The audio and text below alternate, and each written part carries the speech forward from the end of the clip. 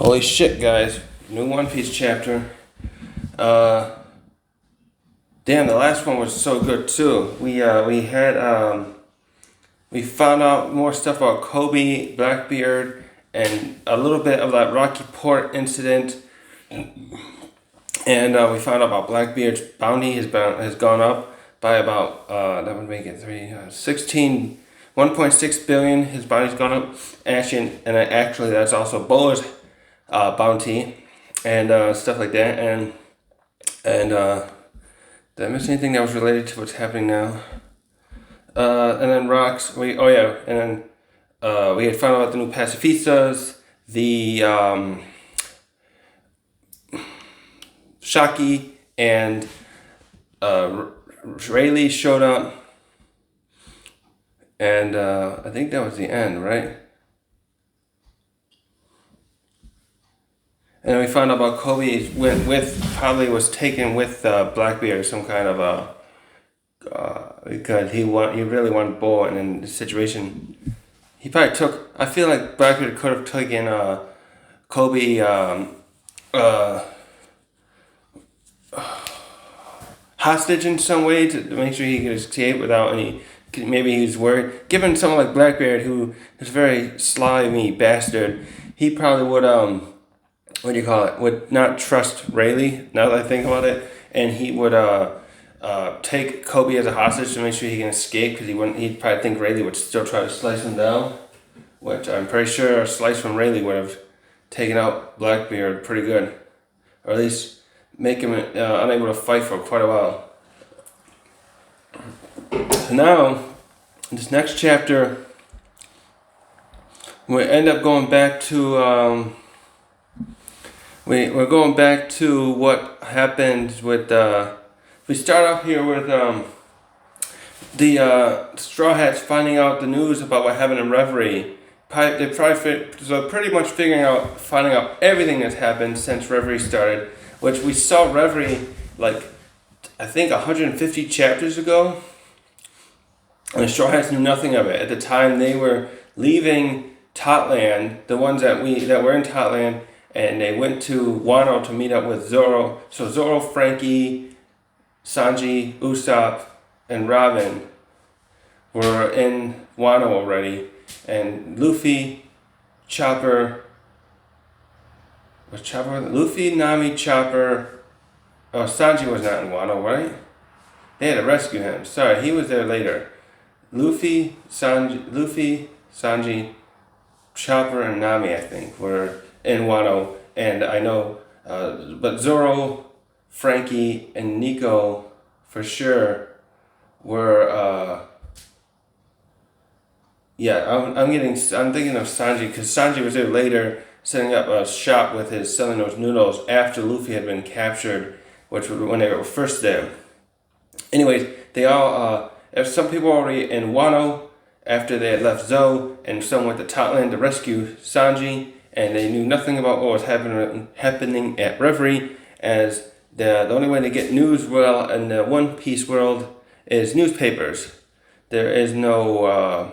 They have transponder signals, but they're not being used, I noticed, as radios. They can be used as televisions, though, actually. Like when the Navy or someone big like that wants to do a public event like they did with Ace's execution.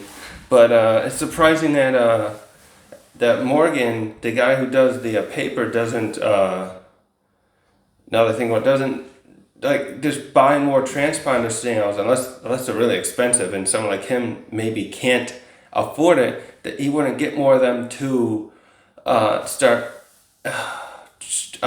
sending information to other people about news quicker. I wonder if that would There's probably no way to make a subscription out of that, though. Now I'm thinking too much business stuff with One Piece. So, the Straw Hats here. The first thing that they find out here that's going on here is Luffy is extremely upset that they hear that Sabo has been pinned with the crime of killing King Cobra, and that Vivi is missing. And he immediately starts doing his typical headstrong, what's the word I'm looking for? He's impulsiveness to go somewhere, and he wants to go right away to Alabasta.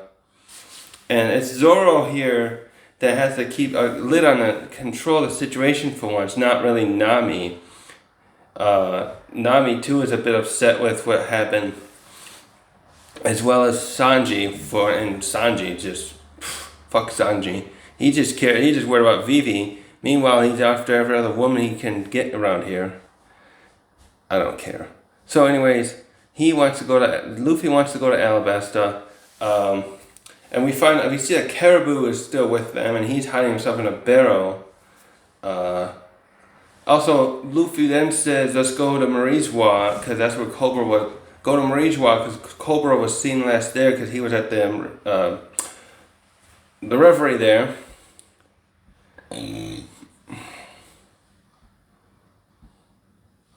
Yeah, and so Chopper and Nami are mourning what happened, Chopper specifically is mourning about Cobra. Nami's extremely worried about Vivi, which we all are, because she's like an honorary member of the Straw Hats, and Usopp too is like, man, it's sad about, everyone's upset about this situation.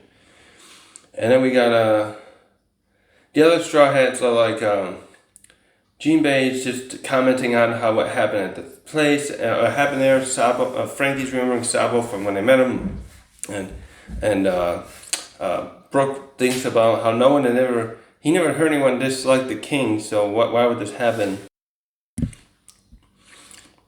And here Zoro pulls out an excellent way of reining in Luffy.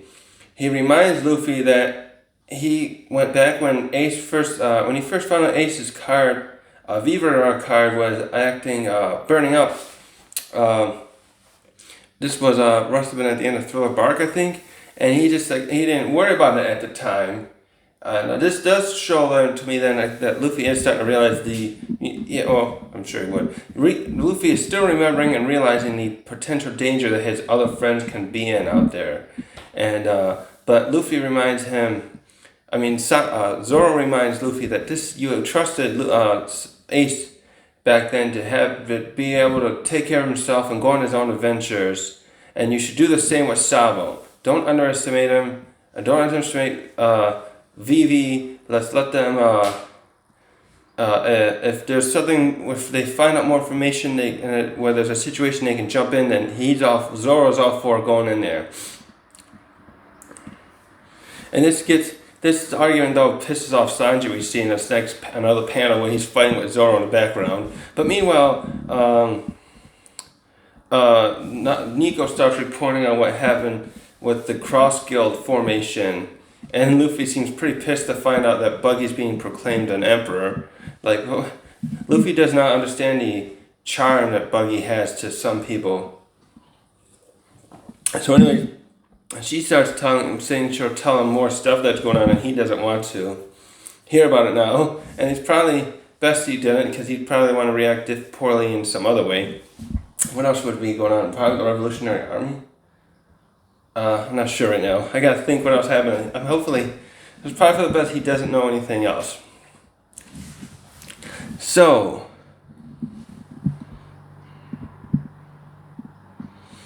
we get an interesting point here now where Luffy is looking back to what Sabo and him were talking about as kids about oath, and Luffy talks about something he swore about, so Luffy talks about what he said what they talked about as kids, him and Ace and Sabo, and what he talks about here makes all the surprises all the crew members, and apparently he hadn't told any of them this before. And he's talking about what he wants to do at the end of his dream. I know he says he wants to have the most freedom. I'm pretty sure he told that to them back at Sabaody when they were talking to Rayleigh for the first time. But now he's talking about something else he wants to do. I'm wondering if that refers to kind of like something to do with dismantling of world government to some extent, helping other people. Uh, um, so some of them like what he says. The other ones are like, oh boy, this is quite the person we hitched our wagon with. Now here's something interesting. We talked about the poneglyph, and I was trying to remember if the other one had been, the last poneglyph had been seen, and apparently it has not. And Robin says we have to go find that. We have to get it's off to Laugh-Tale now, but we have to find that last poneglyph. Actually, who said Laugh-Tale? Anyways, so the last poneglyph has not been seen. So I'm trying to think now. We had Big Mom had one. Kaido has one. What was the third one again? Oh, right, Zoe. So the other one was on Zoe. So one was on Zoe. One Totland. Big One got one and put it in Totland. Or maybe she found it there. Maybe that's why she centered her kingdom there. And the other one was on Wano. 1 second. Yes, so there's 4 poneglyphs there. Let's see. So we don't know where the other one is, yeah.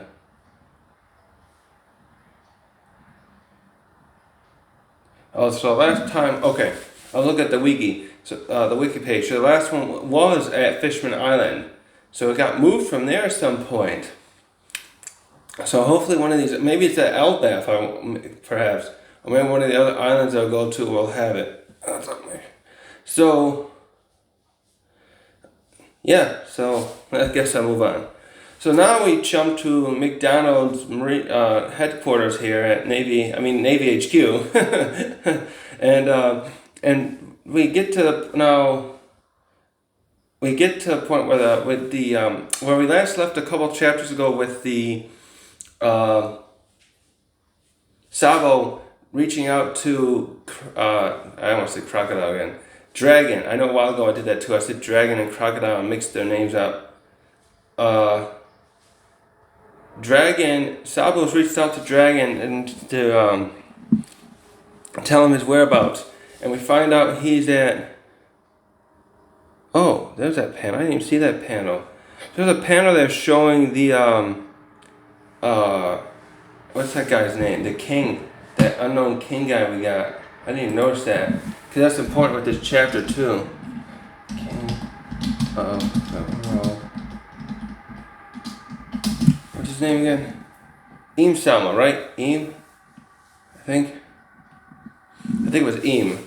So we got a panel showing Eam right here where, is he like, no, it looks like he's just in some kind of garden area with butterflies around there. And so anyways, the Marines are intercepting the call, and we find out that Sabo is at Louisa, which is one of these main kingdoms that just took up revolutionary activities or rebelled against their monarchs that recently, with the inspiration from the Revolutionary Army and the three and the different Gorosei are like interested that one of those islands, and this is something that's not going to end up being good because since they rebelled, and so we switch over to the place where I can't pronounce that name, Kamabaka. It's where Ivankov is currently residing, where Sanji was training. So we go to this island, and we see Dragon and the others there, and they are. Sabo tells him he didn't kill Cobra, but here he switches over and starts. So the important thing here is he starts telling him something important he saw there at the at Marijois. So apparently he got into Pangea Castle, and he saw the throne. He saw Aim's throne, and he probably saw probably saw Im there. But as this is happening, we switch to panels where we see the king and princess of Louisa bound up and in some kind of prison, and the soldiers outside there telling them, "We want you to confess your crimes," probably for like being part of the world government and subjugating them, so to speak, to that business. And then the next panel shows up. We show a map of Little Louisa and someone crossing it off with a paintbrush, essentially. And so something weird here happens. So, well, this is the part where it's rip Louisa, because it looks like the world government now is some kind of super weapon, some nuke essentially. And we start seeing panels showing Sabo and other citizens of Louisa looking up into the sky as some kind of dark cloud comes down. Something dark showing through the clouds, I should say. And now we get someone saying, now we get some kind of, is that a narrator or is that supposed to be the girl saying? And it reads like, as far as the surveillance division is concerned, no one had detected abnormal activity that day. No information was intercepted. And as Louisa, that country never existed. So now they're basically wiping this off the map and they're pretending, they're smiting it from the history books. Just as they've done with every other bullshit that they don't want to. And we just see this great big ball drop down onto the island and smash it.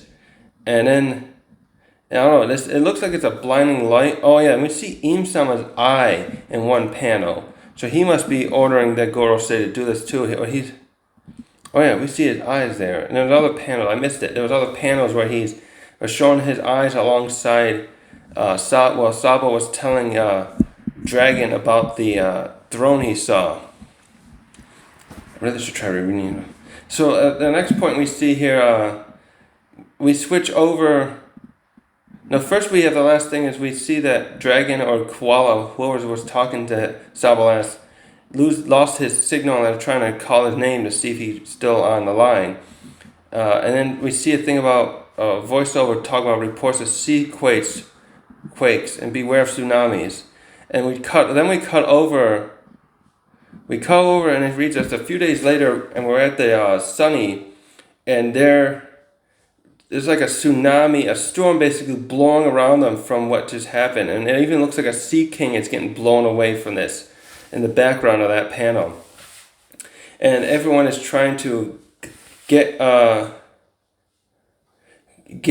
safe from the most everyone. And everyone outside, like we see Jinbei and Nami trying to basically, what do you call it? Get through the storm without losing the ship. Jinbei's barking commands to everyone about the sails. Nami's commenting that it's getting cold out and they must be heading for a winter island.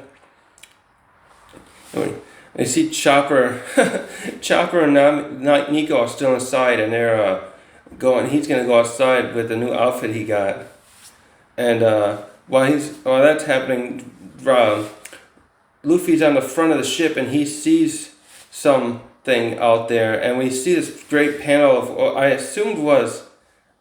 was thinking was maybe they were near Louisa Island, and they see this giant ball sticking out of the water, looks like a giant lollipop, frankly, and they think it's some kind of warm eddy, and